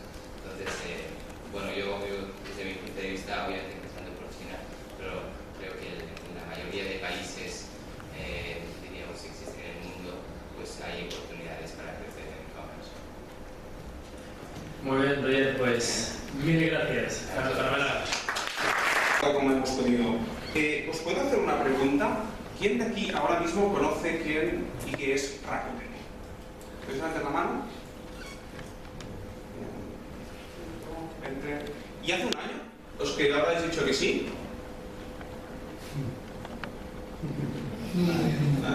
La verdad es que la primera vez que me contactó a mí Rakuten tampoco no sabía quién era y no era mucho más de un año, pero bueno, voy a felicitar a la gente de PR porque parece que sin haber hecho absolutamente nada conseguido que con gente del sector nos conozca. De la misma manera que ha hecho Roger con China, me gustaría explicaros un poco también cómo vivo yo la experiencia de Japón, primero de todo. Desde ayer también por la noche, cada 3 meses aproximadamente tengo que ir a visitar a nuestros colegas nipones. Y curiosamente Japón es un mercado con muchísimos paralelismos con España. Y tienen un gran problema, que creo que es el mismo que tenemos aquí, y era uno de mis primeros puntos como retos. y es que es un mercado que no se sabe globalizar en absoluto. Y el primer motivo es tan simple como que no saben inglés. Los japoneses no saben inglés, y por una tontería tan grande, además de su manera de hacer las cosas totalmente distinta, no saben exportar su modelo de negocio fuera del mundo. Obviamente no hablo específicamente de Rakuten, que es una compañía distinta donde el idioma oficial es el inglés. Y la verdad es que cada vez que los conozco y los veo, me recuerdan más a las limitaciones que a nosotros mismos nos interponemos a veces, precisamente por temas lingüísticos. Y ya sé que parece extremadamente básico, pero creo que no somos conscientes hasta qué punto nos llega a frenar sencillamente no poder hablar inglés y la velocidad que implica hablar el mismo idioma. Además que también normalmente cuando uno habla con un idioma en concreto, también le cambia la manera de comunicar, la actitud, etc. El inglés es un idioma extremadamente directo, muy bueno para hacer negocios.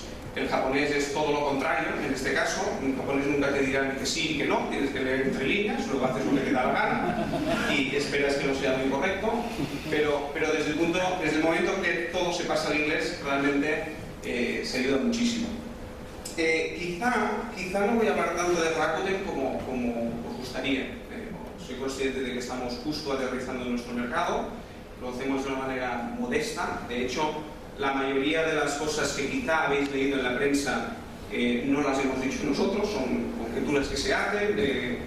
Rakuten llega a comerse Amazon y van a explicar cómo lo van a hacer y por qué lo van a hacer y cuáles son ventajas. Yo me lo leo con mucho interés a ver si aprende algo, porque la verdad es fantástico ver la información que tiene la gente. Sí que es verdad que yo mismo he salido en la prensa haciendo un par de explicaciones de cuáles son nuestros objetivos, pero en general hemos hablado muy poco y tampoco no tengo intención de hablar demasiado porque creo que Rakuten aún en nuestro mercado parte desde la modestia. Sí que me gustaría compartir con vosotros algunos puntos que he aprendido desde también mi corta experiencia. Tengo 31 años, he vivido y trabajado en 4 países distintos: Estados Unidos, República Checa, España y me dejo uno, Inglaterra, donde he estado más tiempo, por cierto. He trabajado en muchísimos entornos dentro del área de e-commerce. He trabajado en travel, en software, en seguridad, compañías aéreas, en telecomunicaciones y actualmente estoy en Rakuten, como sabéis, desde el punto de vista de hotel y de marketplace. Y no solo he trabajado en distintos entornos, sino también he trabajado en marketing, en analítica. Por lo cual no soy alguien que sea extremadamente experto en nada, pero tengo una visión bastante completa de lo que son los distintos entornos del e-commerce.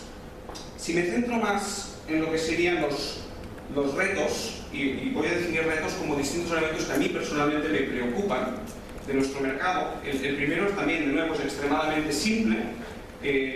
No voy a hablar tanto de conversión, pero de algo más simple incluso, que es que me preocupa mucho la formación de nuestros profesionales, tanto de los jóvenes como de los que ya no son tan jóvenes y se tienen que reciclar.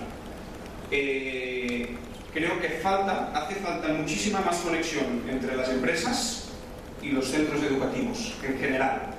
Y la mayoría de empresas que estamos buscando gente de manera rápida y con alto talento, nos cuesta muchísimo y rara vez no tenemos que salir de España. Y a mí me resulta extremadamente triste. Nosotros mismos hemos tenido que contratar 25 personas en menos de 2 meses y no he podido contratar a 25 personas que en todo su caso son españoles. Ha sido imposible. Por otro lado, obviamente, teniendo en cuenta las circunstancias económicas que nos encontramos en nuestro mercado, pues es bastante curioso que luego cuando buscas muchísimos perfiles no encuentres a la gente adecuada. Todos sabemos perfiles extremadamente difíciles de encontrar. Un profesional bueno de captación, de marketing, de performance marketing, es extremadamente difícil de encontrar.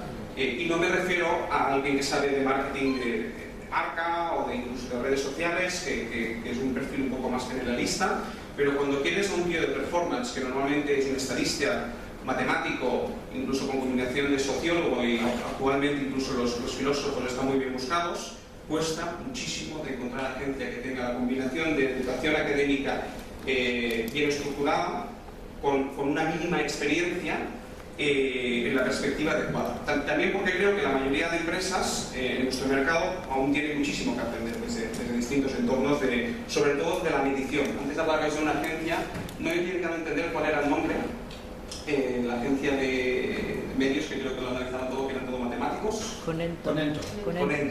Hay otra en Barcelona, se llama Claction, no sé si los conocéis.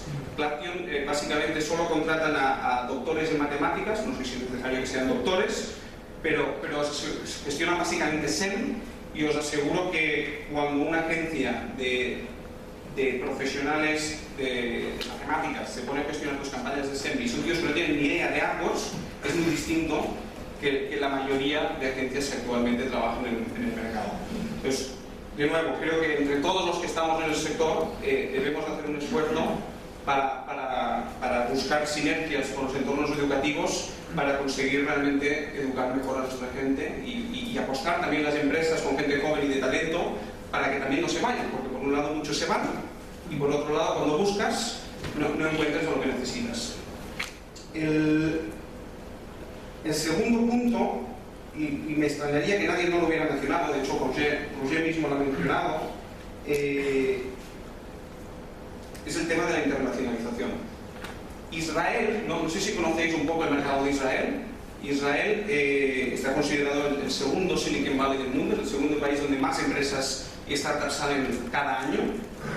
Es un sitio fantástico desde un punto de vista de marketing, etc. En Israel, si yo voy a montar una empresa allí, lo último en lo que voy a pensar es en generar una empresa para aportar negocio en Israel. Y es extremadamente evidente a nivel internacional, ¿no? Israel, ¿para qué caray vas a montar una empresa en Israel si además todos hablamos en inglés, en un entorno de e-commerce donde podemos perfectamente globalizar cualquier elemento que estemos intentando comercializar? ¿Para qué me voy a centrar en Israel? Y cuando lo vemos en perspectiva tiene todo el sentido. Claro, ¿qué no lo hacen en Israel? Pues España es igual que Israel, pero aquí sí que pensamos en España. Primero y muchas veces únicamente. Está muy bien pensar en España. Yo os diría que ya no solo hace falta internacionalizar, sino que en muchos casos hace falta salir de España y ni siquiera hacer nada en España al principio. No hay ningún motivo por el cual al principio emprendedores españoles puedan gestionar un negocio desde aquí, pero operado en otros mercados, donde la madurez es muchísimo más extrema de lo que es en nuestro mercado. Obviamente en nuestro sector, en nuestro mercado, existen muchísimas oportunidades aún. Pero a veces parece que nos limitamos, o culturalmente, por el inglés, pero nos miramos mucho a los tomos. Y precisamente España, si queremos mejorar la situación económica, requerimos de todos nosotros de poder salir mucho más afuera. Y es un tema totalmente cultural. El tercer punto que me preocupa desde un área de e-commerce, donde creo que en España en general estamos un poco por detrás de muchos otros mercados, es la logística en general. Y muchos compañeros de aquí supongo que son conscientes de que si comparamos el nivel tecnológico que existe en la operativa de la logística a la hora de enviar productos, es extremadamente inferior, sin menospreciar a nuestros amigos de correos, de MRV, Segur, etcétera, de lo que existen en otros mercados. De hecho, Amazon entra en nuestro mercado, implementa su sistema logístico de su manera y les va fantásticamente bien, como es normal. Y creo que hasta que no consigamos mejorar la logística en general, tendremos muchos obstáculos para cruzar del mundo offline y del mundo online en general. Si ponemos ejemplos más concretos, está últimamente muy de moda hablar de lo que sería el food, la gastronomía, y es una categoría, un producto, un área que puede explotar muchísimo.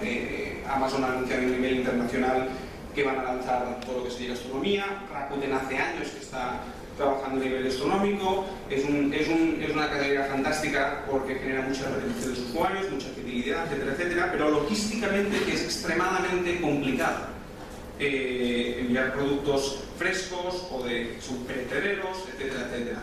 Y hasta que no lleguemos a un punto donde logísticamente seamos capaces de poder apoyar a los negocios de e-commerce para que hagan el delivery de sus propios productos, tendremos muchísimos obstáculos en este área.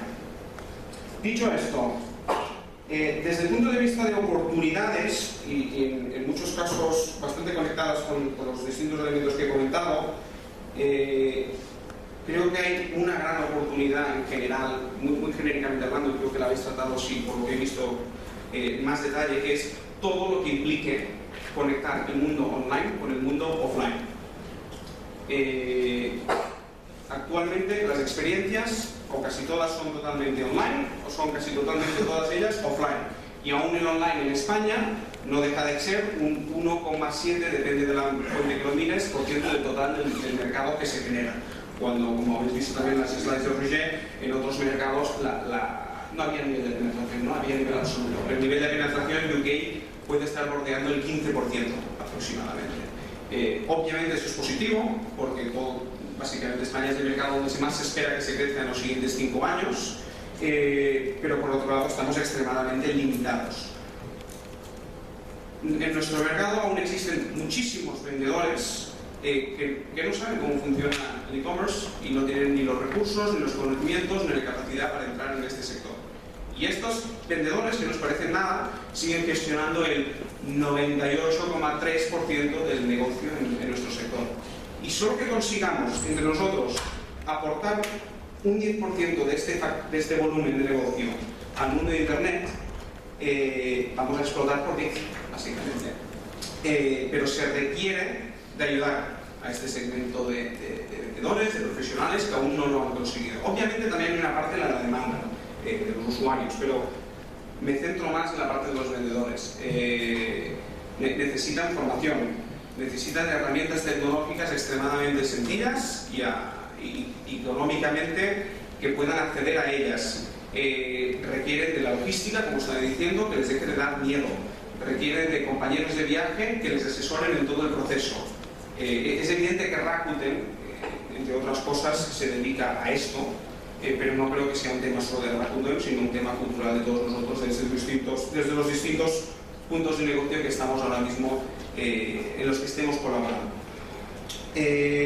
Por ejemplo, métodos de pago que se puedan cruzar entre la venta online y la venta en el entorno físico, básicamente, con programas de fidelización, puntos de recogida. Hay muchísimas opciones creativas y aquí estamos totalmente despistados. Segunda oportunidad, no sé si habéis hablado, me imagino, sería lo normal, que habéis hablado mucho de móvil en general, lo que se llama mobile commerce. A mí no me gustaría hablar solo de móvil, sino que me gustaría hablar de lo que se llama wearable devices, que incluye no solo móvil, sino todos los gadgets que poco a poco van surgiendo a la luz y que nos dejan ver cómo el comercio electrónico se va a transformar totalmente en muy poco tiempo. Hablo obviamente de los móviles, de las tabletas, pero también hablo del e-watch, hablo de las Google Glasses, hablo del Night Fit, por ejemplo, todos los gadgets que están incorporados a los mecanismos deportivos para poder medir absolutamente todo. Esto va a cambiar absolutamente todo el panorama. Creo que, aunque nos parezca que falta mucho, os aseguro que las top 10 empresas del mundo de e-commerce están ya trabajando en cómo incorporarse a estos nuevos devices. Y Rakuten no es una excepción, por ejemplo. Comento el tema de wearable devices porque creo que es muy importante que salgamos del concepto de móvil solo y que entendamos que todo el comportamiento del usuario, desde el punto de vista de cómo, cuándo y por qué va a estar conectado, va a ser absolutamente distinto. De la misma manera que el nivel de información que las empresas van a poder tener del usuario va a ser muchísimo más rico, pero obviamente debemos saber qué podemos hacer con ese tipo de información sin ser totalmente intrusivos. Desde un punto de vista tecnológico, consultoría, agencia, etcétera, existen oportunidades enormes en empezar a abrir camino a lo que serían los wearable devices. El tercer punto de oportunidades no es algo que esté de la mano de absolutamente todos los entornos, pero creo que es extremadamente potente si alguien es capaz de implementarlo, que es crear un ecosistema alrededor de tu modelo de negocio. Y os pongo el ejemplo de Rakuten, en este caso. Rakuten en Japón no tiene una cuota de mercado del 90%, que la tiene, porque tenga un e-commerce extremadamente potente, que también lo tiene.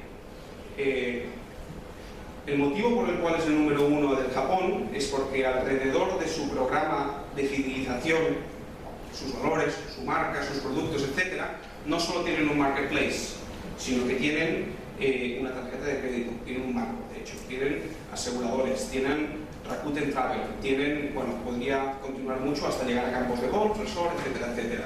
Pero al final lo que generas es una experiencia en muchísimos entornos de la vida cotidiana del usuario, donde cruzas las commodities con los productos y servicios que no son tan de commodity. Y te encuentras usuarios que se compran una tele de 600 euros y que con los puntos que generan, con esos 600 euros, mañana se pueden comprar la barra del pan totalmente gratis, por ejemplo. Cuando eres capaz de sincronizar un ecosistema que maximice todos sus servicios, ahí probablemente eres imbatible. Y no necesariamente es un tema de ser extremadamente grande y tener mucho dinero, obviamente ayuda, pero es un tema también de detectar las oportunidades en el momento adecuado y sobre todo crear las sinergias con los negocios adecuados. Lo que es, desde el punto de vista financiero, es evidente que siempre surgen muchísimas oportunidades. Consejos. Si me permitís, os voy a dar uno en forma de pregunta. ¿Cuál diríais que es, como consejero delegado de Rakuten, el KPI que cada día miro, primero, último y el que más me preocupa? O el que yo sé que muchos compañeros míos también. ¿Alguien se atreve? Evolución de ventas. Evolución de ventas. ¿Vale? La conversión. La conversión. Tasa de abandono. Tasa de abandono, vamos. Ejemplo. Quejas. Quejas. Muy interesante. Nuevos clientes. Nuevos clientes. Repito. Ok. Todos los que estáis comentando son extremadamente importantes. Por ejemplo, el de quejas me gusta mucho porque ahí no sé si estáis familiarizados de trabajar con el Customer Surveys, el mecanismo de... no me acuerdo del nombre ahora. Encuestas. Sí, pero concretamente hay un mecanismo de encuestas concretas. Estoy buscando el nombre ahora mismo, os lo diré después.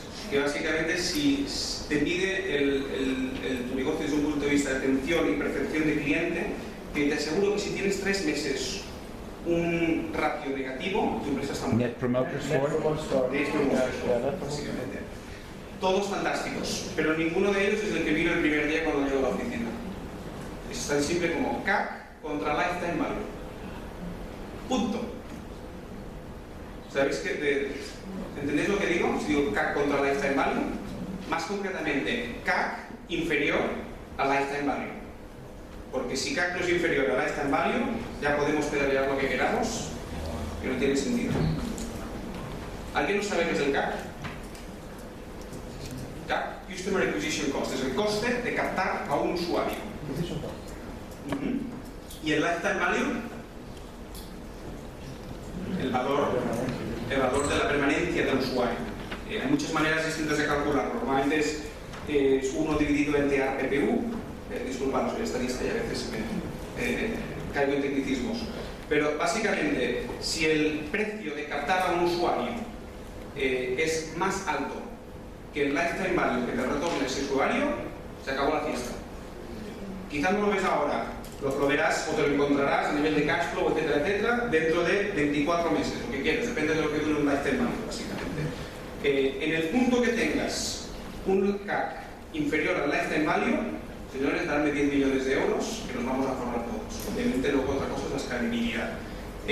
Lo que quiero decir con esto es que creo que todos los líderes de entornos de e-commerce en general debemos de enfocarnos muchísimo más en la analítica de nuestro negocio. Y ya sé que parece extremadamente evidente, pero conozco muy pocas empresas en España, y esto concretamente va muy desde el área de marketing, obviamente hay muchos otros elementos, pero conozco muy pocas empresas en España que gestionen el marketing performance de una manera sana.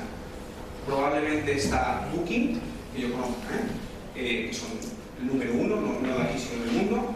Tiny Dreams, que lo hace extremadamente bien, pero ese concepto tan simple lo tiene claro muy poca gente. Yo, en mi última experiencia, trabajaba en una empresa de social gaming, y eso era lo único que nos importaba, porque allí el usuario, tú captas un usuario, digamos que te cuesta 20 euros, y el primer pago de un usuario es un SMS de 1 euro, con lo cual mal lo llevamos.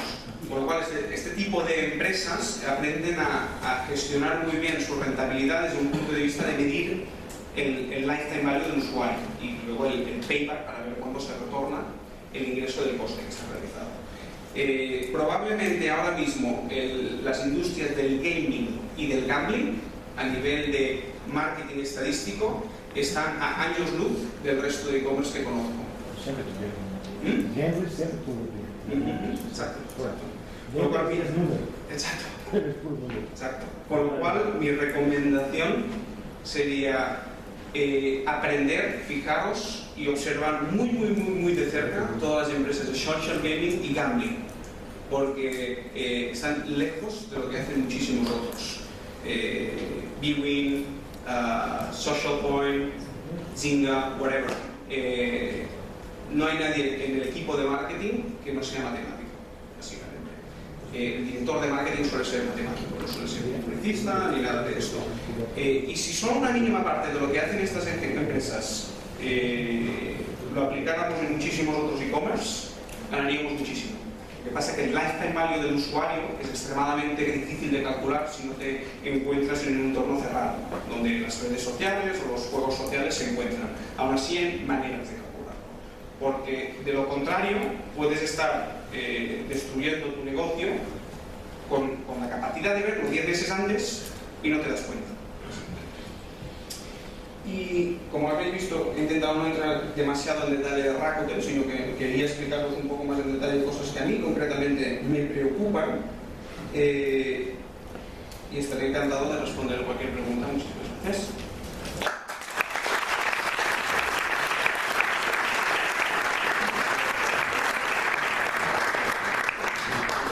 Bueno, Marc, pues claramente ha merecido la pena la espera. Excelente tu exposición, prácticamente una masterclass. Y de verdad por la también generosidad de nuevo de compartir pues, lo que te preocupa y lo que te ocupa. Francamente todo realmente muy interesante, muy estratégico y cosas que siempre se aprende. Fantástico, Marc. Ronda de preguntas, las últimas preguntas para cualquiera de ellos. Es una pregunta más bien general.